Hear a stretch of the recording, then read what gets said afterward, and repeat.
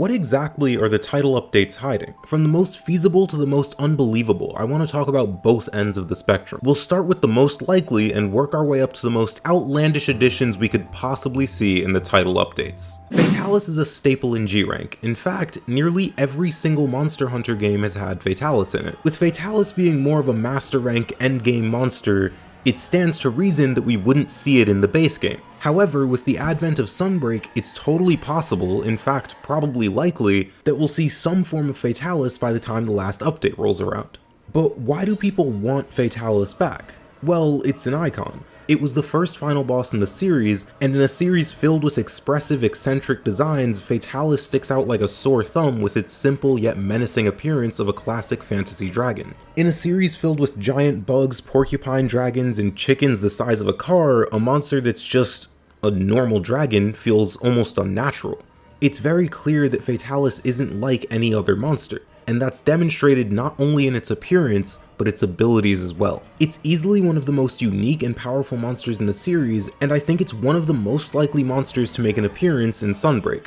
But there's another fan favorite that has a bit of a lower chance of getting in, mainly because its ideas conflict with one of the biggest additions to Rise. I'll be honest, I was kind of 50-50 on this one.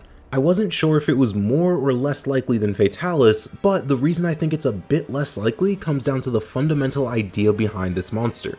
Deviljho is an amazing monster, and I'd argue it's less for the hunt itself and more for the experience of actually running into one of these things. Just about everyone has their story about the first time they ran into a Deviljho. Personally, I was hunting a Rathalos in Heaven's Mount in 4 Ultimate when this thing just walked in. I had no idea what it was, I simply knew it was the scariest creature I had ever seen in my life. And so, in an act of pure bravery and warrior-like valor, I ran away.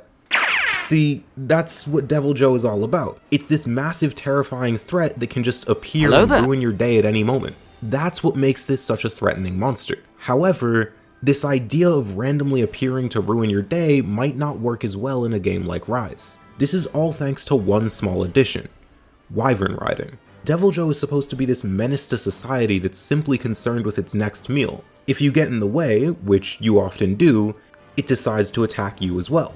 Deviljho isn't supposed to help you, but if I saw a Deviljho in Rise, I'd think the exact same thing I think when I see Bazelgeuse, Magnamalo, or even Valstrax. Free damage. Now, to be totally clear, I'm not saying that's necessarily bad. Wyvern Riding absolutely has its place, and it can often be far more enjoyable than simply throwing a dung bomb and moving on. I mean, it's thanks to Wyvern Riding that you can just hop on nearly any monster and relentlessly attack both the target of the hunt and the subscribe button. However, it does kind of hurt the idea that Deviljho is all about. Despite all of that, I still think there's a very real chance that Deviljho makes it into Sunbreak, and personally, I really hope it does. But the next monster is a bit less likely. New monsters from Frontier are officially on the table thanks to Espinas, but just how far will Capcom be willing to go? I'm sure we'll get new forms. A lot of people are even suggesting that one of the silhouettes could be a new form of Espinas, but I'm not here to suggest a new form. I'm here to propose a much more unrealistic idea. What about Alatreon's long-lost brother, Disufiroa?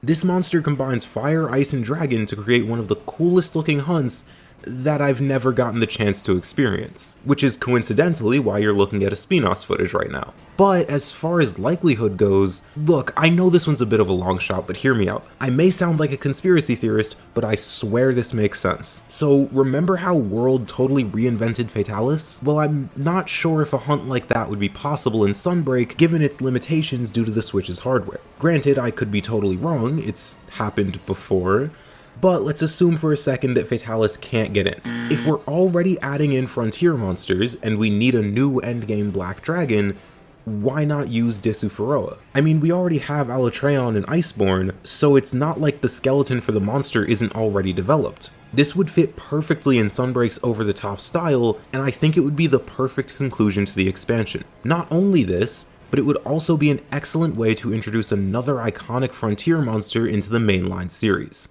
Conspiracies aside, I personally believe the most important thing is getting to experience hunts we've never seen before. I love returning monsters, but getting to see something new is equally important, if not more so. And I think that's exactly what this monster would bring to the table for both myself and for millions in the community.